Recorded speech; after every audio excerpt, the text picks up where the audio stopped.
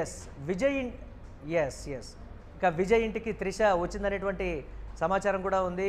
చూద్దాం.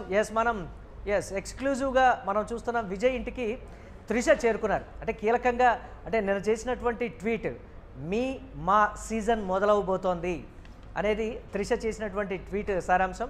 ఇప్పుడు అది నిజమైంది. విజయ్కి శుభాకాంక్షలు తెలపడానికి అంటే కాబోయే ముఖ్యమంత్రికి శుభాకాంక్షలు తెలపడానికి త్రిష వచ్చారు అనేటువంటి మాట ఎక్స్క్లూజివ్గా మనం చూస్తున్నాం.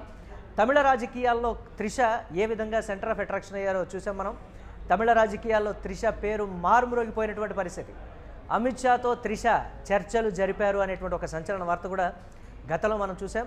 తమిళ రాజకీయాలు అంటే పర్టికులర్గా టీవీకేలో తెర వెనుక ఉండి రాజకీయాల్ని నడిపించారు త్రిష అనైతే చాలామంది చెప్తున్నప్పటికీ ఈ ఫలితాలు చూసి త్రిష మంత్రాంగమే ఫలించిందా అనేది కూడా క్లియర్ కట్గా వ్యక్తమవుతుంది.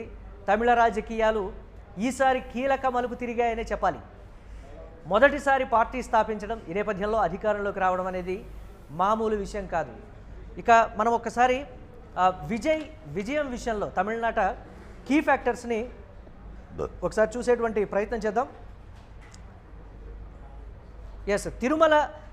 తిరుమల దర్శనానికి కూడా త్రిష వెళ్ళారు. ఏదైతే ఫలితాలు రావడానికన్నా ముందు అంటే కౌంటింగ్ ప్రారంభానికన్నా ముందు ఈరోజు ఉదయం త్రిష తిరుమలలో శ్రీవారిని దర్శించుకున్నారు. అంటే పుట్టినరోజు సందర్భంగా అలాగే టీవీకే విజయం సాధించాలి అనేటువంటి దానికి సంబంధించి త్రిష తిరుమలలో దర్శనానికి వెళుతున్నటువంటి విజువల్ని కూడా మనం యూటీవీ స్క్రీన్ మీద ఎక్స్క్లూజివ్గా చూస్తున్నాం. దర్శనానంతరం ఇమ్మీడియట్గా కూడా తిరుమల నుంచి నేరుగా టీవీకే అధినేత విజయ్ ఇంటికే త్రిష వెళ్ళారు.